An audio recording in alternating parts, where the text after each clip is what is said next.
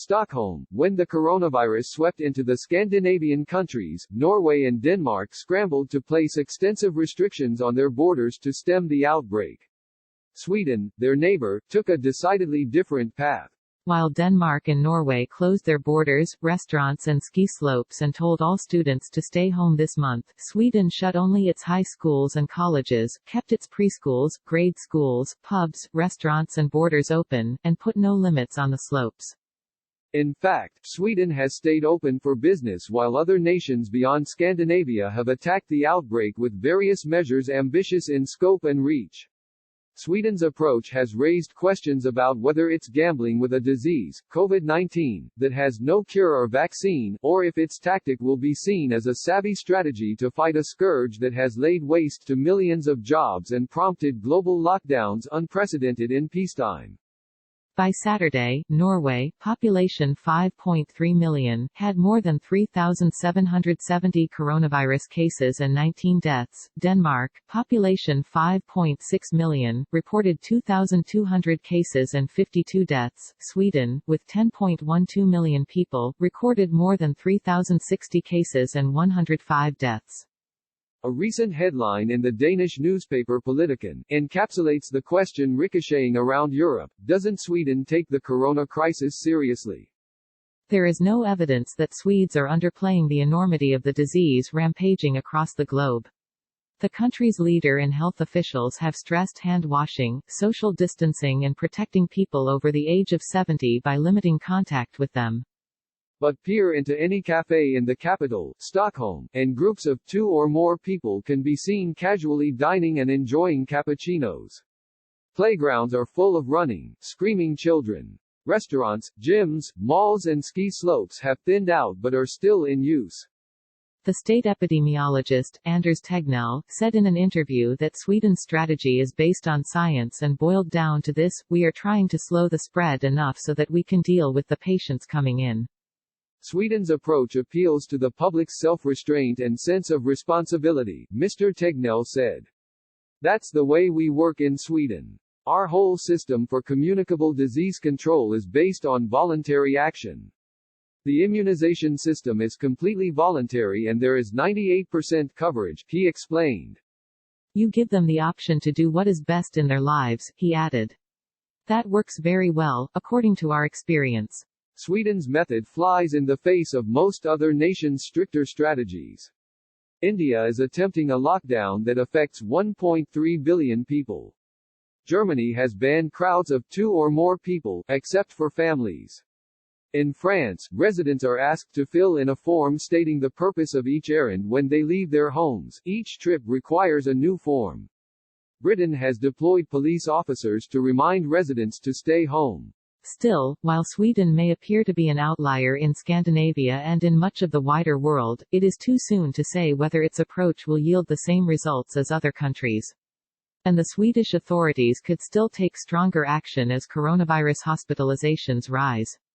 In explaining Sweden's current strategy, experts point to other underlying factors. The country has high levels of trust, according to the historian Lars Traggard, and a strict law in the constitution prohibits the government from meddling in the affairs of the administrative authorities, such as the Public Health Agency. Therefore, you don't need to micromanage or control behavior at a detailed level through prohibitions or threat of sanctions or fines or imprisonment, Mr. Traggard said in a phone interview. That is how Sweden stands apart, even from Denmark and Norway. The government has deferred to the agency's recommendations to fight the virus, which has infected more than 600,000 people and killed more than 27,000 worldwide by Saturday.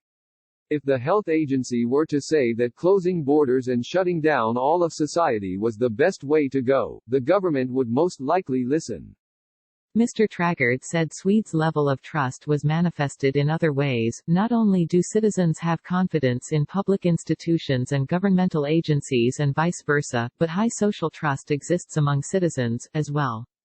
That is evident in the country's approach to the virus. Norway did not completely shut its 1,000-mile land border with Sweden, but most people returning from abroad must enter a 2-week quarantine. Reindeer herders and daily commuters are exempt. Finland closed the borders of its most populous region, which has 1.7 million people and includes the capital, Helsinki, for 3 weeks to fight the outbreak there. Norway limited groups outdoors to no more than 5 people, and those indoors must keep a distance of more than 6 feet, except relatives.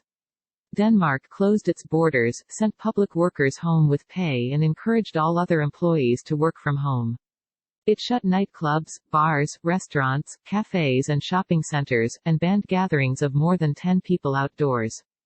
Sweden initially banned gatherings of 500. Early in the outbreak, some event organizers suggested they would allow precisely 499 ticket holders into their venues. That stopped when cases of COVID-19 were confirmed among staff members. Mr. Tegnell, the state epidemiologist, said that is why bans don't work, people find ways around the rules. He also said he did not believe Sweden was a maverick and did not understand neighbors' strategy. Closing borders at this stage of the pandemic, when almost all countries have cases, to me does not really make sense, he said. This is not a disease that is going to go away in the short term or long term. We are not in the containment phase. We are in the mitigation phase. He also said that closing schools had not been ruled out. The Netherlands, which reported more than 9,700 cases of the virus and 639 deaths by Saturday, is taking a similar approach to Sweden's. On March 16, Prime Minister Mark Rutte said his country of 17.1 million was opting for a controlled spread among groups at the least risk of getting seriously ill. He argued that it was too late to shut down the country completely. A majority of Swedes, 52%, support the measures to contain the virus, according to a survey conducted by the newspaper Svenska Dagbladet and published on Tuesday.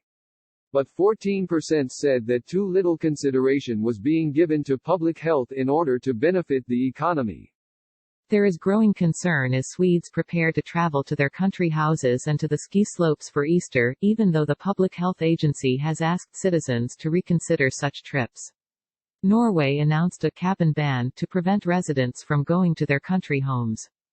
Even Prime Minister Mette Frederiksen of Denmark issued a warning about its neighbor on Monday: don't go on a ski vacation in Sweden. Last week, a cluster of COVID-19 cases was traced to an après-ski party at a Swedish alpine center, prompting officials to close an aerial tram and gondola and shut bars and nightclubs.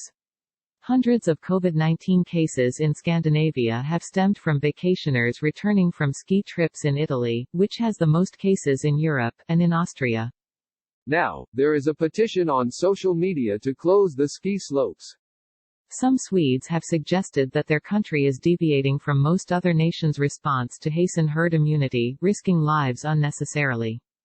The Public Health Agency denies this. In the meantime, the infection curve in Sweden has started to rise sharply, and on Friday the government tightened the limit on crowds to no more than 50 people. Some residents like Elizabeth Hatlum, a hotelier, are of two minds about the Swedish approach. She is grateful that she can keep her business open. But she and her partner do not like sending their 6 children to school amid the pandemic. For us, a total lockdown is a disaster, she said. But I am worried Sweden will explode at some point. I feel like I'm living in a huge experiment, and I was never asked if I wanted to sign up. Christina Andersson reported from Stockholm, and Henrik Pricer Leibel from Oslo. Follow Ms. Andersson on Twitter at @CAnderssonSTO and Mr. Leibel at Halibel.